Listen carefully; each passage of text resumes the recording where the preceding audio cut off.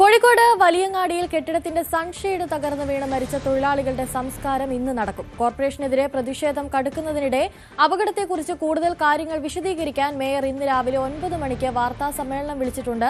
Mayor അടക്കമുള്ളവർക്കെതിരെ നരഹത്യാ കുറ്റം ചുമത്തണമെന്നാവശ്യപ്പെട്ട് കോർപ്പറേഷനിലേക്ക് ഇന്ന് BJP March നടത്തും. അത്തോളി സ്വദേശികളായ ബഷീർ, അഷ്റഫ്, തിരുവങ്ങൂർ സ്വദേശി വിനോദൻ എന്നിവരാണ് മരിച്ചത്. MS അനീഷ് കുമാർ ചേരുന്നുണ്ട്. കൂടുതൽ വിവരങ്ങളുമായി അനീഷ്, ഇന്നലെ നടന്ന ദാരുണമായ സംഭവത്തിന്റെ ഞെട്ടലിൽ നിന്ന് നമ്മൾ ആരും അങ്ങനെ മുക്തരായിട്ടില്ല. ആ ഒരു സാഹചര്യത്തിൽ ഇന്നലെ കോർപ്പറേഷനിലേക്കടക്കം വലിയ തരത്തിലുള്ള പ്രതിഷേധമായിരുന്നു ഉണ്ടായിരുന്നത്. ഇന്ന് എന്തൊക്കെ തരത്തിലുള്ള പ്രതിഷേധങ്ങളാണ് BJP നടത്താനുള്ള സാധ്യത കൂടുതൽ? ആ ഒരു സാഹചര്യത്തിൽ ഇന്ന് മേയർ വാർത്താ സമ്മേളനം കൂടി വിളിച്ചിരിക്കുകയാണ്. തീർച്ചയായും ഇന്നലെ മുതൽ തന്നെ ഈ അപകടം ഉണ്ടായതിന് തൊട്ട് പിന്നാലെ ഈ രണ്ടു വർഷം മുമ്പ് പൊളിച്ചു നീക്കാൻ ഉത്തരവിട്ട കെട്ടിടമാണ് ഇതെന്ന് കണ്ടെത്തിയിരുന്നു. പക്ഷെ അതിനുശേഷം എന്തുകൊണ്ട് പൊളിച്ചു മാറ്റിയില്ല? ഒപ്പം ഈ കച്ചവടക്കാർക്ക് വീണ്ടും ലൈസൻസ് പുതുക്കി നൽകിയത് എങ്ങനെ എന്ന ചോദ്യമാണ് പ്രസക്തമായത്. ഇത്തരമൊരു സാഹചര്യത്തിലാണ് കോർപ്പറേഷനെതിരെ പ്രതിഷേധം ശക്തമാക്കി BJPയും ഒപ്പം UDFും രംഗത്തെത്തിയത്. ഇന്നലെ തന്നെ BJP പ്രവർത്തകർ കോർപ്പറേഷനിലേക്ക് മാർച്ച് നടത്തുകയും മേയറുടെ ചേംബറിനുള്ളിൽ കടന്ന് വലിയ പ്രതിഷേധങ്ങൾ സൃഷ്ടിക്കുകയും ചെയ്തു. മറുവശത്ത് യൂത്ത് കോൺഗ്രസ് പ്രവർത്തകർ സെക്രട്ടറിയുടെ ഓഫീസ് ഉപരോധിക്കുകയും സെക്രട്ടറി ഇക്കാര്യത്തിൽ വിശദീകരണം നൽകണമെന്ന് ആവശ്യപ്പെടുകയും ചെയ്തിരുന്നു. MK രാഘവൻ MP അടക്കമുള്ളവർ ഇതിനകം തന്നെ വിഷയത്തിൽ പ്രതികരിച്ചു കഴിഞ്ഞിരിക്കുന്നു. അവർ ആവശ്യപ്പെടുന്ന 25 ലക്ഷം രൂപ ഈ അപകടത്തിൽ മരിച്ചവർക്ക് നൽകണം എന്ന ആവശ്യം ഉന്നയിക്കുന്നു. BJPക്ക് ഒരു പടി കൂടി കടന്ന് മരിച്ച ആളുടെ കുടുംബാംഗങ്ങൾക്ക് കോർപ്പറേഷൻ ജോലി നൽകണമെന്ന ആവശ്യം വരെ മുന്നോട്ട് വെച്ചു കഴിഞ്ഞു. എന്തായാലും കോർപ്പറേഷന് ഈ മരണങ്ങളുടെ ഉത്തരവാദിത്തത്തിൽ നിന്നും ഒഴിഞ്ഞു മാറാൻ കഴിയില്ല എന്നാണ് അവർ ആരോപിക്കുന്നത്. അതിന്റെ തുടർച്ച എന്നവണ്ണമാണ് ഇന്ന് വീണ്ടും കോർപ്പറേഷൻ ഓഫീസിലേക്ക് മാർച്ച് നടത്തുന്നത്.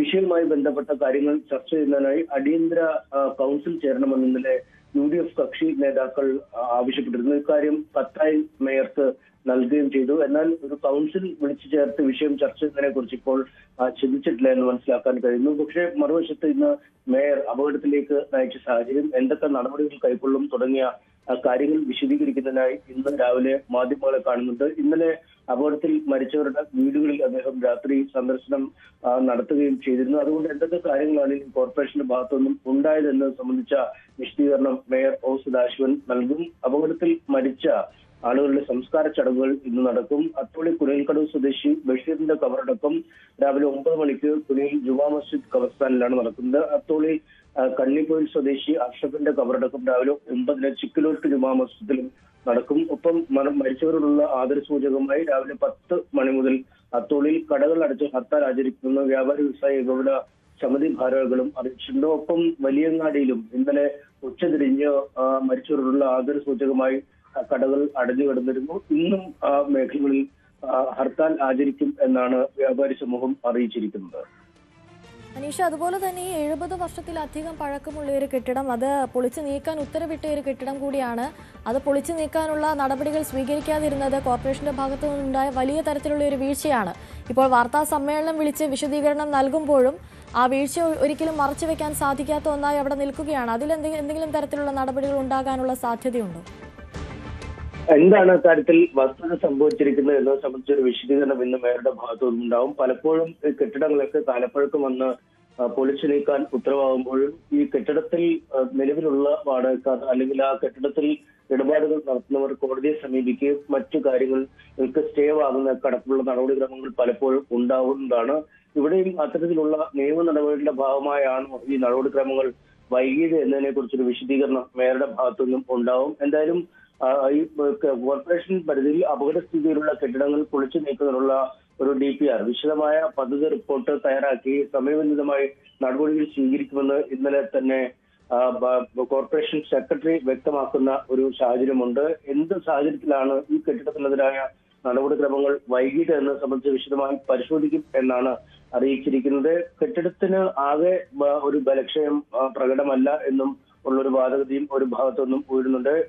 അതേസമയം ഇതിന്റെ മുൻവശത്തെ കമ്പികൾ ദ്രവിച്ചിരിക്കുന്ന ഒരു സാഹചര്യം ഉണ്ടായിരുന്നു. അത്തരമൊരു അപകടസ്ഥിതിയിലായിരുന്ന കെട്ടിടമാണെങ്കിൽ ഈ തൊഴിലാളികളടക്കം വിശ്രമ വേളകളിൽ അവിടെ ഇരിക്കുക ഉണ്ടായിരുന്നില്ല, അല്ലെങ്കിൽ അവിടെ ഒഴിവാക്കുമായിരുന്നു എന്ന വാദഗതിയും ഒരു ഭാഗത്തുനിന്നും ഉയരുന്നുണ്ട്. എന്തായാലും സാധാരണഗതിയിൽ 20-30 തൊഴിലാളികളൊക്കെയാണ് അവിടെ ഇരിക്കാറ്, അല്ലെങ്കിൽ ഉച്ച സമയത്ത് ഭക്ഷണമൊക്കെ കഴിച്ച ശേഷം ഒന്നും മയങ്ങാനൊക്കെ ഉപയോഗിക്കും. കാരണം ആ വലിയങ്ങാടി ഭാഗത്ത് അത്യാവശ്യം തണലുള്ള ഒരിടമാണ്. ഒപ്പം ഏത് ഭാഗത്തേക്കും പെട്ടെന്ന് ഈ ചുമട്ട് തൊഴിലാളികൾക്ക് നീങ്ങാൻ കഴിയും. കാരണം അവരുടെ ടേൺ അനുസരിച്ച് ടോക്കൺ ലഭിക്കുമ്പോൾ അവർക്ക് പെട്ടെന്ന് നീങ്ങാൻ കഴിയും. അങ്ങനെ വളരെ സൗകര്യങ്ങളുള്ള ബീച്ചിനോട് ചേർന്ന ഒരു ഭാഗമായിരുന്നു. അതുകൊണ്ട് അത്തരത്തിലൊരു അപകടം ഉണ്ടായപ്പോൾ ഒരുപാട് തൊഴിലാളികൾ ഇല്ലാതിരുന്നത് ഈ അപകടത്തിന്റെ ഒരു വ്യാപ്തി കുറച്ചു എന്ന് തന്നെ നമുക്ക് പറയാം. പക്ഷെ അപ്പോഴും എങ്ങനെയാണ് ഈ കടയുമായി ബന്ധപ്പെട്ട സാങ്കേതിക കാര്യങ്ങൾ ഉണ്ടായിരുന്നത്, എങ്ങനെ അവർക്ക് ലൈസൻസ് കൂട്ടി നൽകി, അല്ലെങ്കിൽ ലൈസൻസ് കാലാവധി തീരും വരെ ഒഴിപ്പിക്കുന്നതിന് വേണ്ടി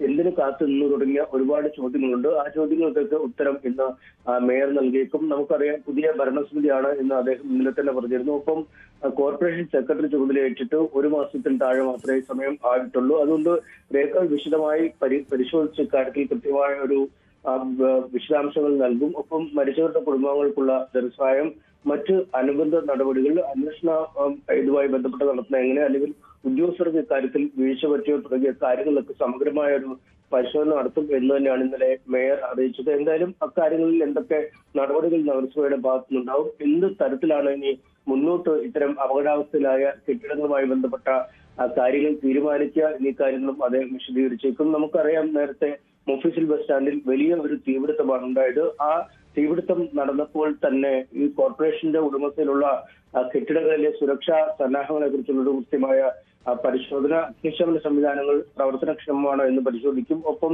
കെട്ടിടത്തിന്മേൽ അനധികൃതമായ നിർമ്മാണ പ്രവർത്തനങ്ങൾ നടത്തിയിട്ടുണ്ടോ, കെട്ടിടത്തിന് ബലക്ഷയമുണ്ടോ തുടങ്ങിയ കാര്യങ്ങൾ സമഗ്രമായ ഓഡിറ്റ് നടത്തണം എന്ന ആവശ്യം ഉയരുകയും അക്കാര്യം നടത്തുമെന്ന് അന്നത്തെ മേയർ പ്രഖ്യാപിക്കുകയും ചെയ്തിരുന്നു. പക്ഷേ അത്തരം പ്രഖ്യാപനങ്ങൾക്ക് ശേഷവും എന്തുകൊണ്ടും ഇത്തരം ഒരു പരിശോധനകൾ അല്ലെങ്കിൽ സുരക്ഷാ ഓഡിറ്റ് നടക്കുന്നില്ല എന്ന ചോദ്യമാണ് അവശേഷിച്ചത്. എന്തായാലും അത്തരം ചോദ്യങ്ങൾക്കുള്ള മുഴുവൻ ഉത്തരങ്ങളും ഇന്ന് മേയർ ഒ. സദാശിവൻ നൽകിയേക്കും. ശരി, എം എസ് അനീഷ് കുമാറാണ് കൂടുതൽ വിവരങ്ങൾ നൽകിയത്.